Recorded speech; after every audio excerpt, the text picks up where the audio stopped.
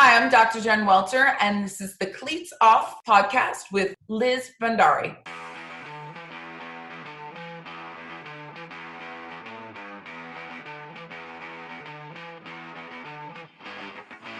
Hello everyone and welcome to the Cleats Off podcast.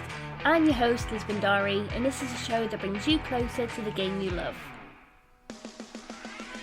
Today's guest is Jen Welter, a woman of many firsts and both a pioneer and trailblazer for women in professional football.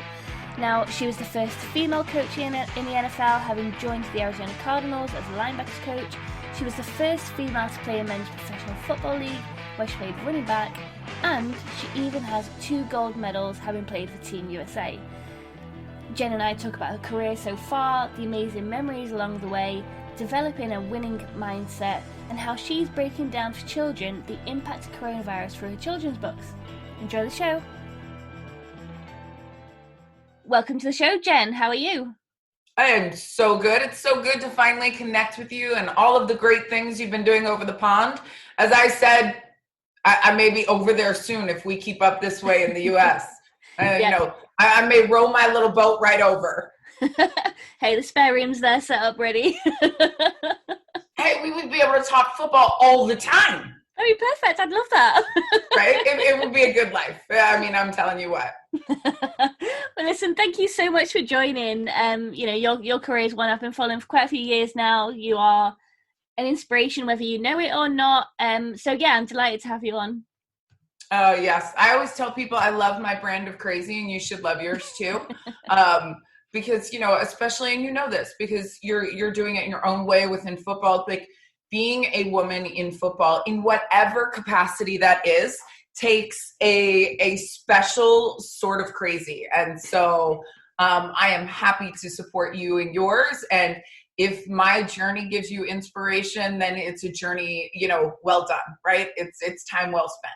Now, as a little girl, when you were told that you basically were not allowed to play American football, did you ever imagine that you'd be coaching an NFL team someday and that you'd be the first female to do it?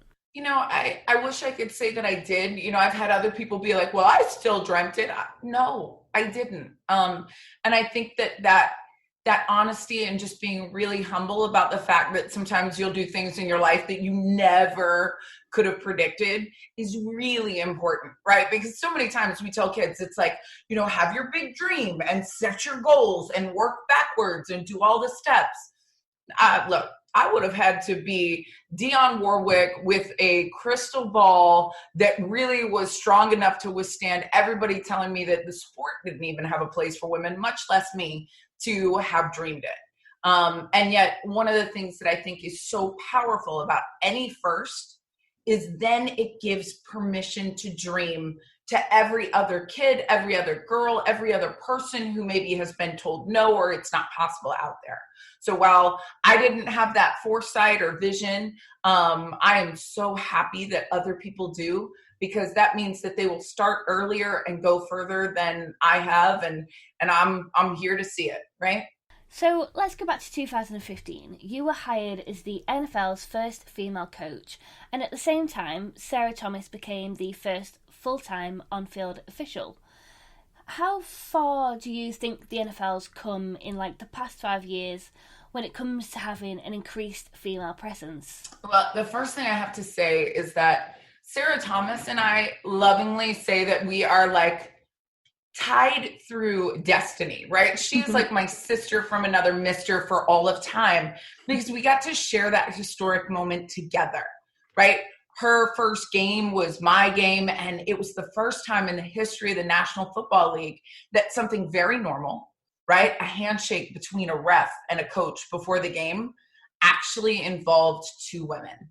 Mm-hmm. And that handshake is actually celebrated in the Pro Football Hall of Fame.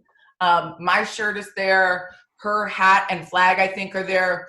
The picture of us doing it and our game card. But our history goes even further before that. It really has deep roots. And a lot of people don't know this. So when she got hired, a reporter asked Bruce Arians if he could ever see a female coaching in the NFL. And his response was, the second a woman proves that she can make the guys better, she'll be hired.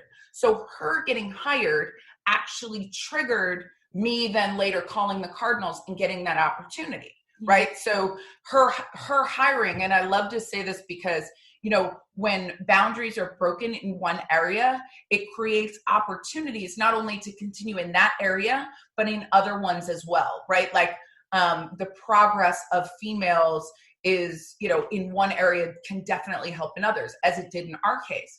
But here's something that we didn't even put together until just recently. And I mean, months ago.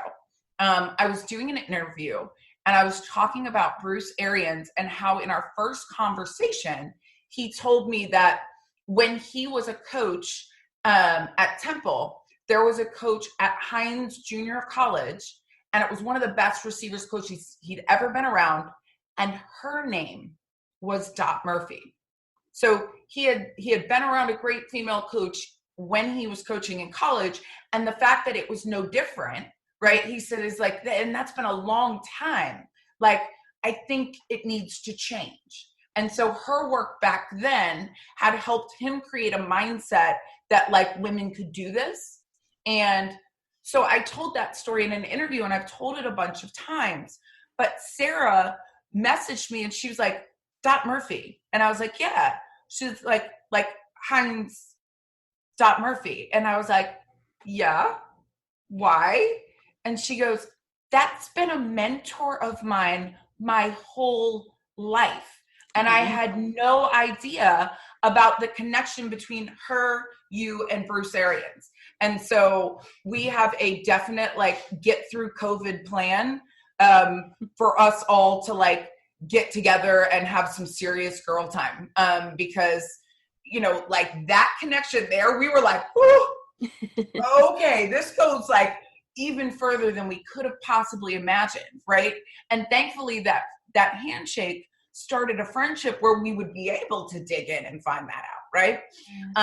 But to reflect on that in the context of the last 5 years, I absolutely think there's been a lot of progress. Now, I'm going to full disclosure. I'm going to say they say patience is a virtue. Clearly, I'm not that virtuous because I want everything now.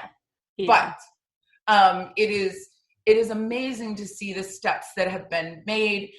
You know, your local hero, Phoebe Schlechter, obviously came over here. She is wonderful and a good friend. We got to like interact some when I was with Team Australia, and she was playing, you know, on the UK team, and then she is also an NFL flag ambassador that I am too.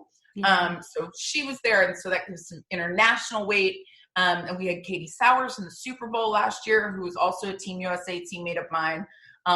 You have Lo Locus in Tampa, which is obviously a Bruce Arians connection. Then you have Callie Brunson with the Browns. You have Jennifer King with the Washington team. And then, you know, just this past weekend, you saw that Callie and Jennifer were both on opposite sidelines, and Sarah was at that game as well. Yeah. And, you know, her and I we had a great funny exchange. She was like, I feel like it's a little deja vu, coach. I feel like you should be in this one with me. And I said, you know, I am in spirit.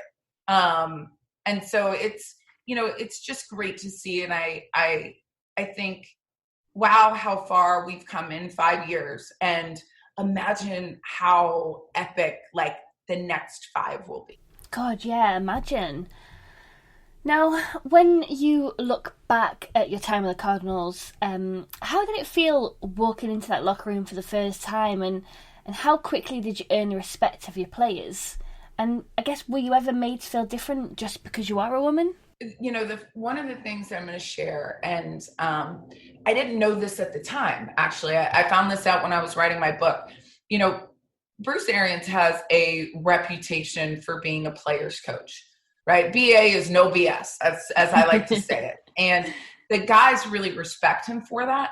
So one of the things I found out is that Bruce actually went to the leaders of his locker room and ran it by them first. So he told them what he was thinking of doing, and they were all for it.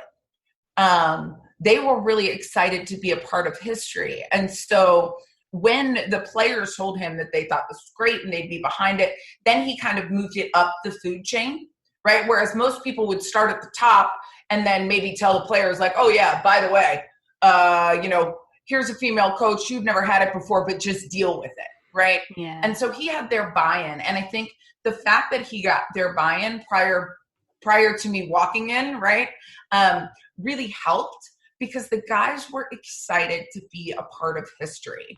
And in fact, they had done their homework. Those guys knew everything about me before I had walked in the door. They had watched my game film. They knew my history in women's. Like, they were like, oh, coach, you were a beast off the edge. Like, you're going to bring that here? So they really never pushed back. But I would say, everybody has their own timing in terms of adoption, right? Some of the guys were like upfront, like, this is amazing, so glad to have you, and then others, it was like more of a like, wow, okay, like, I'm impressed by you, and then they kind of warmed up. So whether the timeline was different for some of the guys, I never got any direct pushback from the players. Yeah.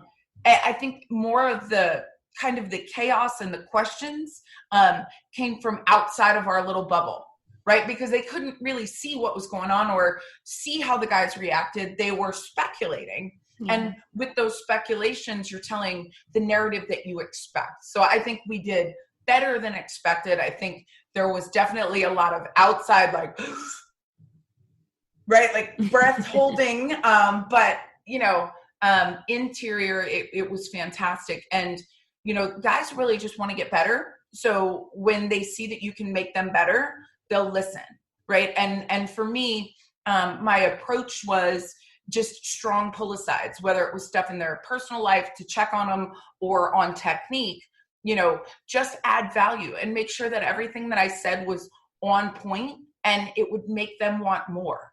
Because especially when I was walking in the door, I didn't know where they were, what they needed or what they wanted. And so though I was there as a coach, I had to be really coachable to the situation and then add value when I could. And, whether that was football technique, or, sports psychology or psychology, they all knew that my job was to make them better.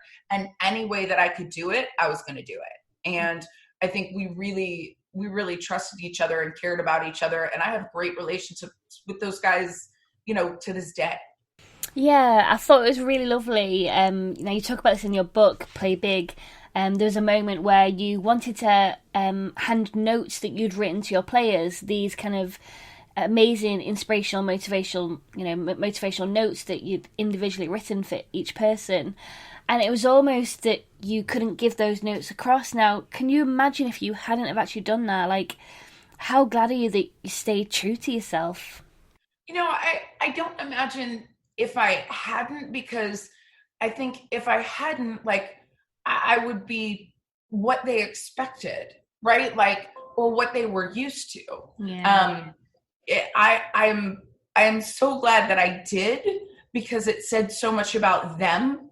And like, I remember being surprised by Lindsay Zarniak to do like the interview at the end of the time where, like, the reporter goes for the jugular of the tears, right? Like that, like, I'm going to make you cry moment. And she's like, we know that you wrote your players' notes and let them in their lockers like this one. And I was like, oh, and she had the note that I had written Kevin Minter. And Kevin Minter figures very prominently in this story, because he was my captain. He was the one who told the reporter about it that day on the sidelines, and then also gave Lindsay his note, right?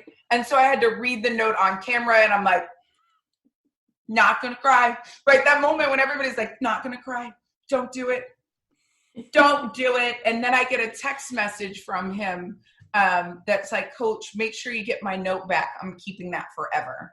Aww. And, to me, it just showed what I had always known, and what those guys showed me so often is that, we see these warriors, right? That's what football uniforms are made to look like, right? Yeah. They're made to look like Batman, right? Like like this larger than life superhero guy that is big and strong and invincible.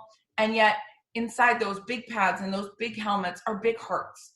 And the things that matter to us in the quote rest of the world matter to them as well. And I think that really speaks towards, you know, in terms of a bigger picture, the power of representation and inclusion of men and women in every field, right? And people used to ask me, like, what made you a better coach than the guys? And I'd be like, nothing. They're like, but, you know, the response of the players. And I'm like, a staff, right? A coaching staff is supposed to have different facets of the game covered, right? Like we look at it positionally maybe, right? And each coach has a different facet that they're an expert in. Why is it so hard to think that the interpersonal relationships or the psychology of it would be any less important of a facet? And that just means that on a certain day, on certain things, that a different communication style would be one that they respond to. And so it's not a competition of better or worse, but aren't we better together with that added dimension? And that's where I would argue, yes, we are.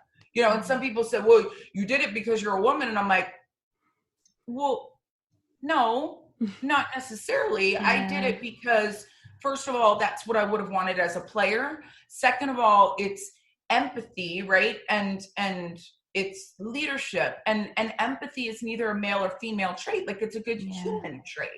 But it was interesting to me how many people wanted to, like, you know, kind of throw the girl card and say you just did that because you were a woman. And I'm like, you mean interpersonal communication is fundamentally diametrically opposed from being a dude? Well, then we need to train the dudes better, right? Like, why is that? And and I think it's important to not dismiss those elements of leadership as being viable and important, as long as there's something that resonates with the leaders and the players, right? Like, if certain people would have written notes and left in the guys' lockers, they would have been like, right? Like, that's weird, right? Like, because they didn't have that interpersonal relationship to begin with. Yeah. And, you know, the other thing that I say is, nothing that I said in those notes was anything that we hadn't really said on a one-on-one basis. I just wanted them to have a reminder, right? Yeah. And a strength when they were in their locker of, like, you know, some of the good things about them, to reinforce them in times when we all know, like, we all have that voice of doubt, right? And I know what those voices of doubt sound like, and they can be ugly. So I wanted the voices of in their head to be mine, because I know what I would say. And, you know, that's been a strength that I've had guys who I've coached kind of verbalize throughout my career, right? Is they're like, man, she had like that mind control, right? And they would say it in different ways. Like in Arena, they said, like, my X character or my X-Men character, and I didn't write them notes, right? But my X-Men character would be Dr. Jean Grey. They're like, because she has that, like, mind control and that raspy voice of hers. We hear it in our head. And they're like, and we all know the Phoenix is in there and we don't want to meet her, right? Like, but that's an element in the relationships, is an element that has resonated in every coaching role that I've had. And I don't think it should be that different, and yet it is. Now, Jen, you're both a trailblazer and a pioneer when it comes to professional football. You weren't just the first female coach in the NFL, you were also the first woman to play running back in a men's professional league with the Texas Revolution. What was that experience like? That was a transformational time in my life. And I would not be in the place that I am or be the person in it that I am if I had not done that. You know, first and foremost, it was nothing I set out to do. I was actually outspoken my whole career that I would never play football against men. I'm not crazy. Well, as we all know, apparently I am very crazy. But I used my powers of crazy for crazy good, I hope. And yet, you know, that time was essentially like the team wanted to use me as a publicity stunt, right? It wasn't a legit shot. They thought they could get some good publicity if they had a girl come out and do a day of training camp. And I would say this to anybody like doing things differently, like they will use you as a token if you let them, right? And they will throw your face on a poster and use you for pub if you let them. And in those situations, you can't be afraid to push back, because that's what I did. And that's why I ended up not only going through all of training camp with the guys, but being on the team for the entire season. And in doing that and doing it the right way, even though I took shots and even though I was by far not the best person out there, but I was a great teammate and I got back up every time. And guys actually like became protective and taught me, and they rallied around the fact that I was there. So I really got insider training on what guys respect, right? And how they treat people that they care about, right? Like I kind of tell people, I'm like, I speak dude now, right? Like that's what happened in being their teammate, right? Because they the guys that would take a vested interest would kind of give you keys to the kingdom, right? In terms of what you need to understand, right? And I wasn't an outsider then, I was an insider who needed to be coached up, right? Like it was almost like I was a foreign national and I needed to learn the language, right? And I needed to not only, know the words, but I needed to know the colloquialisms, right? Like, I needed to know how that translated. And they would literally like coach me up on things. And it made so much sense when they'd say it, like, oh, well, like Clinton Solomon, who is one of my dear friends to this day. He was a former Bears wide receiver. Solo, we called him Solo, and Solo wore the number 1 because he was our number 1 receivers, and he's still number 1 in my heart, right? But he told me, he was like, this is going to be hard on you, right? You're going to get tested physically, mentally, in every facet. And yet I want you to know I've got your back. And I was like, right now, I didn't know this guy. I'm kind of like, sure you do, right? Yeah. Like you got the one eyebrow, right? I'm gonna give you the rock look if I could. Yeah. I mean, I can't do the eyebrow like he does, but mentally I was giving him the one eyebrow rock look. And he said, here's what I need you to do. I need you to be cold as ice. No matter what they say, no matter what happens, give them nothing.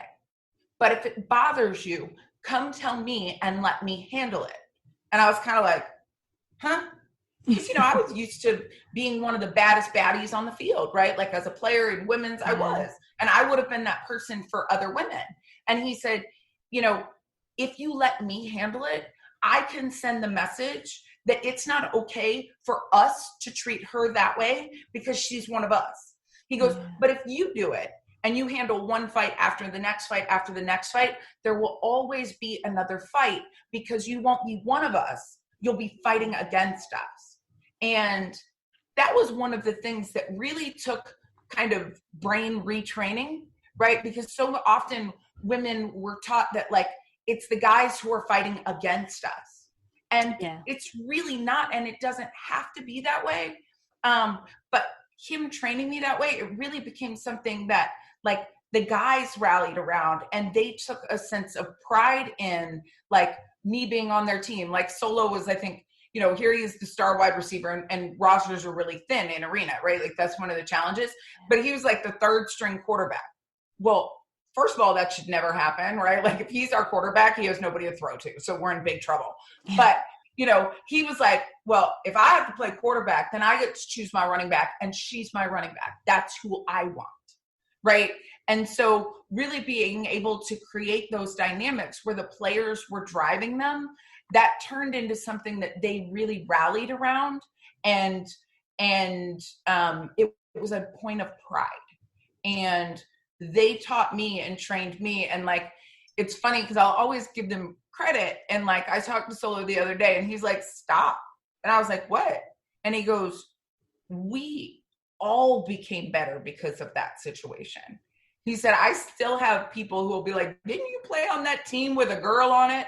And he's like, my answer every time is not a girl, the girl.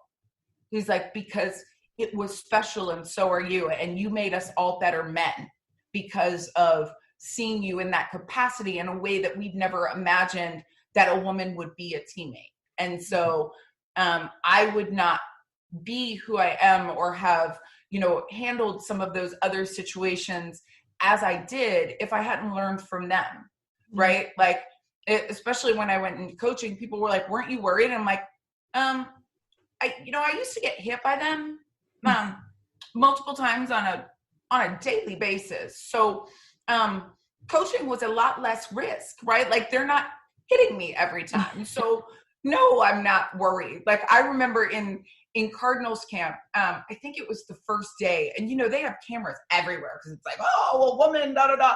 And we're doing a drill, and this one thing my mentor Larry Foote was great about, like, there was no like, Jen, it was like, hey, okay, I need to do this, you do this so I can watch this. Like, we were a great little like dynamic duo.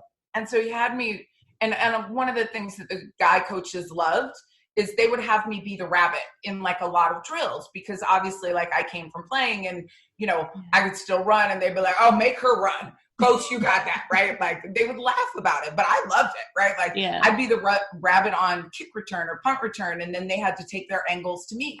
And so we're doing this drill, and it was basically like, I took an angle step, and it was supposed to have the linebacker go outside the cone. Well, yet again, Kevin Mentor, my dude, he was supposed to go outside the cone, and instead he came into the cone and came like directly right into me. So but he stopped his feet. So it was kind of like the hug up tackle.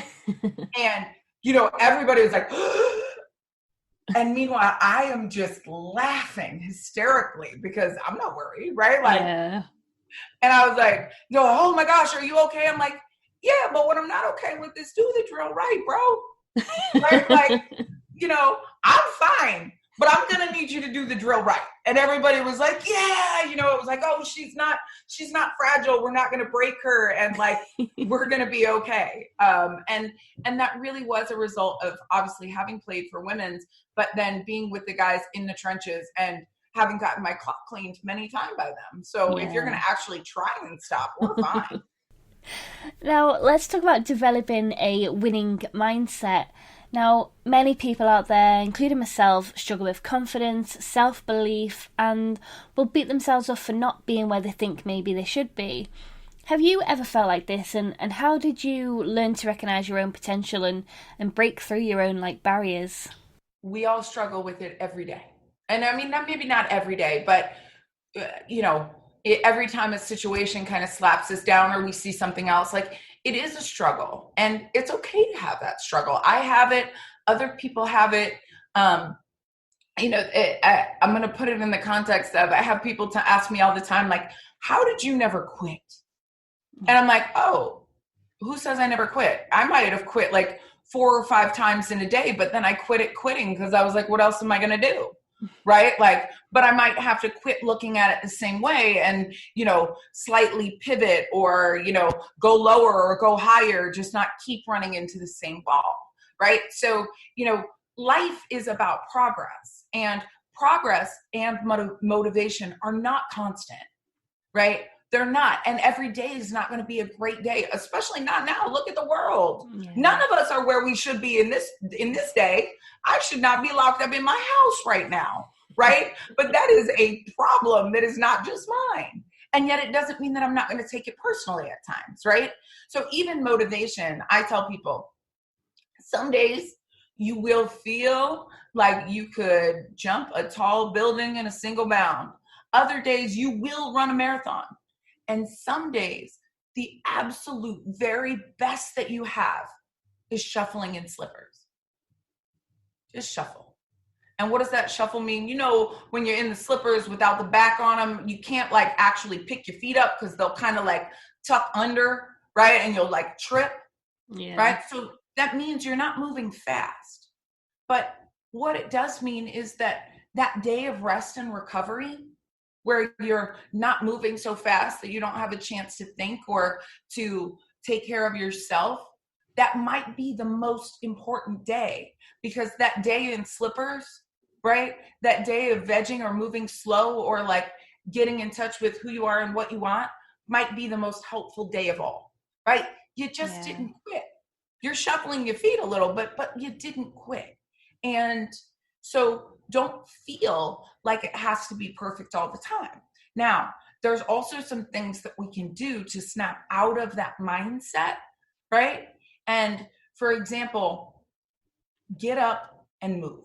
If you feel mentally stuck, physically unstick yourself, right? Especially in the times where we're stuck indoors. Endorphins are so important, and we're not moving as much as a society, which means your mind is not going to move as much as it normally would either. So whether it's having a punching bag, having a treadmill, or getting your butt out to just walk around the block, right? If everything feels stuck mentally, unstick yourself. Now, number 2, get a theme song, right? Play music, because music has the power of not only the beat count that we will move to and psychologically we will respond to, but your mind can only truly hold one thought at a time. And so one of the great things about music, and we've all done this, and as soon as I say it, it's going to make complete sense, right? You ever have that song come on? You are in the worst mood. I mean, it's just the day that you're grinding your teeth, you're mad at the universe, and then a certain song comes on and you just start nodding your head. No, I don't want to like that song right now. No, I don't want to do it. And you like fight it and you stiffen up. And then as another thing goes by, and before you know it, you're like mouthing the words and then you like singing, because your mind can be taken somewhere else. And so what we call resilience or mental toughness doesn't mean that you don't experience those down times or those down moments. It just means that you snap back and you recover quicker than someone else. And don't feel like that's happenstance or that you were either born with it or you weren't. You can train yourself to be better at it. And your mind and body are innately connected. So use your body posture as a trigger as well. That old saying, act as if, right, is a very real thing. Your mind will interpret the posture that your body takes on. That's part of the reason why, like, when we go to break down criminals, we don't let them stand tall, or we chain them in a way that they have to slump their shoulders, because that is a broken posture. So, claim your posture. Even if you don't feel it, sit there, do it, hold your head high, put your shoulders back, put that song on, get up and move. And before you know it, your mind will believe what your body is telling it. That's such good advice. Yeah, I have lots of tricks. That's the doctor part. Now, we're obviously all in a very strange time with coronavirus at the moment, but you've been busy and you've written a book. Tell us all about it. I've actually, so one of the things that, we train people to do in sports psychology is like to focus on what's in your control. We can't control the pandemic. We can't control a lot of the bad things in the world right now, but we can control certain things, right? We can control maybe how we're going to contribute, the individual choices that we make, reaching out to someone else. And for me, I saw all these big real world problems, right? And my friends were busy adulting. They were doing big adult things, right? Like I have one friend who was globally sourcing PPE. Wow. I don't know how to do that, right? Like, so if I'm focused on that, I'm always going to feel like I'm not good enough, right? Yeah. But there are certain things that I'm good at, and there are certain places that I can help in this world. And one of those is, like, if you look at consistently, what am I good at? Well, I am good at breaking complex things down and making them absorbable, right? And it doesn't really matter what the age is, right? Whether it's young ones or big ones, like that's something that I've become known for, is voice and being able to communicate information. And so I developed a love for play and drawing therapy when I was in my master's and PhD program. So I'd always kind of had it in my mind that I wanted to create kids' stories and, really using intentional messaging to help them work through things. I always thought they would be in sport, but then you have this thing happen where like the world is weird and it doesn't make sense. And as the adults are looking up, in my mind, like the kids were kind of tugging at their sleeves, like, what about me? Yeah. And so I wanted to help with the what about me. And I co-created the series Critter Fitter with my dear friend, Brooke Foley. She has a branding agency in Chicago. She's a creative genius. And she read like one of my poems that I had written just in my goof off time, which I've done since forever, right? Anybody who knows me knows I have notebooks and notebooks and notebooks. And I sent it to her and she was like, this is really good. And by the way, you know, I do this for a living, so I don't say that easily, right? Like I'm known as being too honest with people. And I'm like, oh, really? And so that first poem became Critter Fitter with Busy Bee and Adventure in Motion, in Movement. And this book is for the littles. And as you'll see, I'm going to show you a picture. It's like all animal-based exercises. So I had been an aerobics director for kids, for overweight kids when I was in college. Yeah. And, you know, getting them to move, I would just do crazy animal things, be like, oh, let's shake our tail feathers and move our wings and all of these things. And it really worked. Yeah. And so the first thing that kind of became apparent was that kids and families were struggling with movement. So that was the first book. Yeah. The next one, and full disclosure, it was inspired by my Chihuahua Tyson, When a Ladybug Can't Hug. And I didn't necessarily realize that this fit with the other one because it was emotional. It was all about social distancing. Yeah. And, you know, one day Ladybug she gets all of her joy from hugging her friends, right? Like, she loves to hug all of her friends. That's what she does. And she gets joy from it. They are the light of her life. And then one day she gets bad news from the snail in the mail that all creatures have to stay apart at 6 feet. And she says, what do you mean we have to stay 6 bug feet apart? That will break my ladybug heart.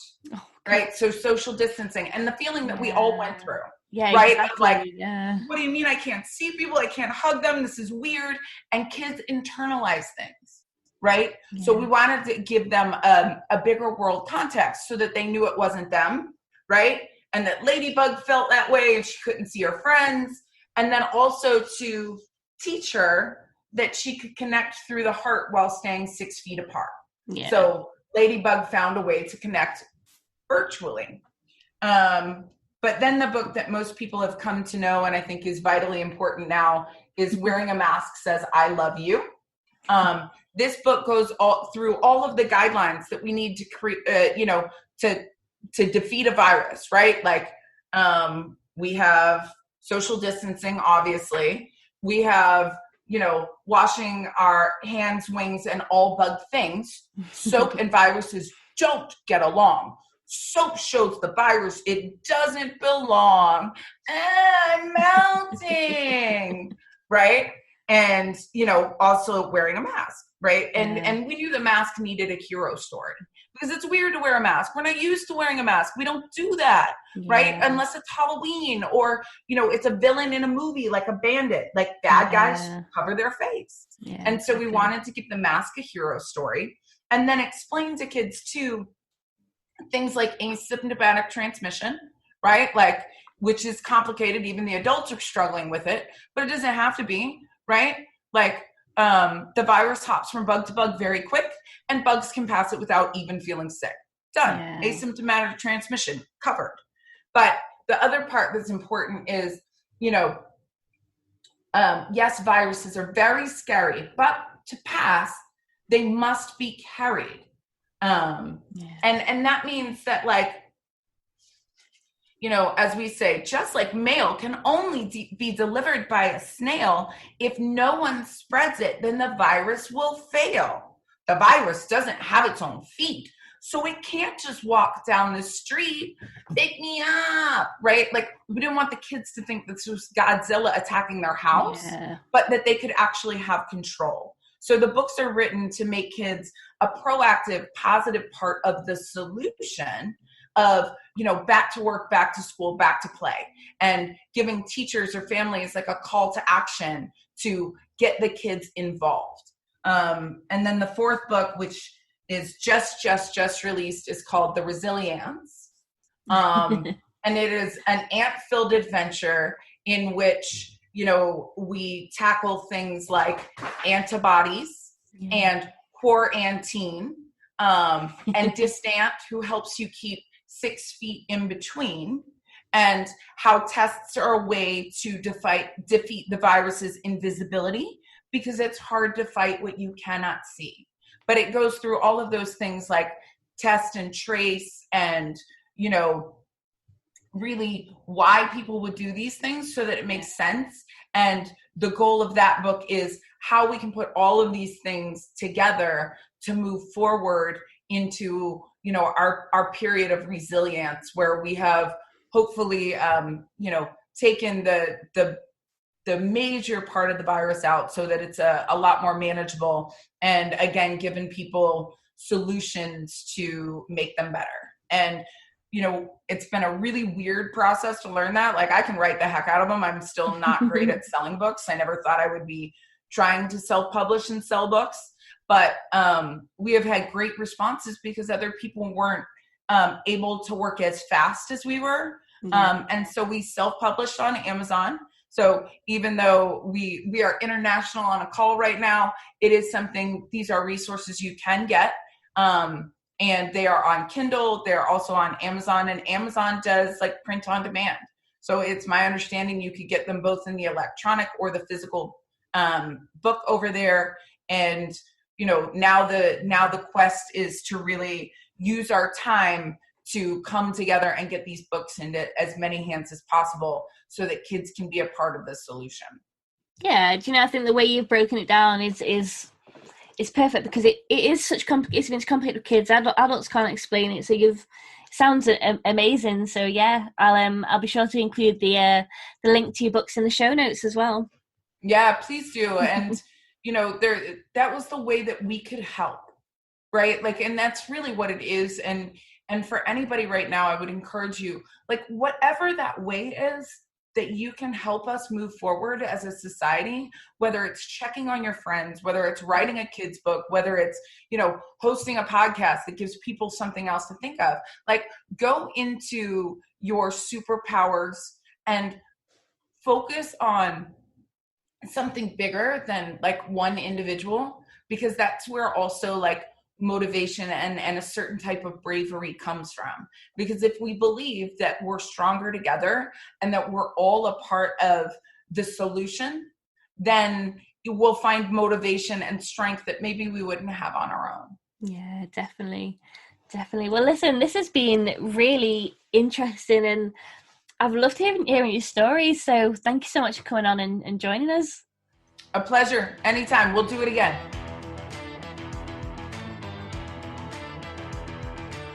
Wow, what an incredible woman. Now, if Jen's story doesn't inspire you, I don't know what will. Anyway, that's it for another episode of the Cleats Off podcast. As always, I'd love your comments and feedback, so feel free to reach out to me at NFL Girl UK across Twitter, Facebook or Instagram. And finally, don't forget to subscribe to the podcast. I wouldn't want you to miss a single episode. Until next time, thanks for listening.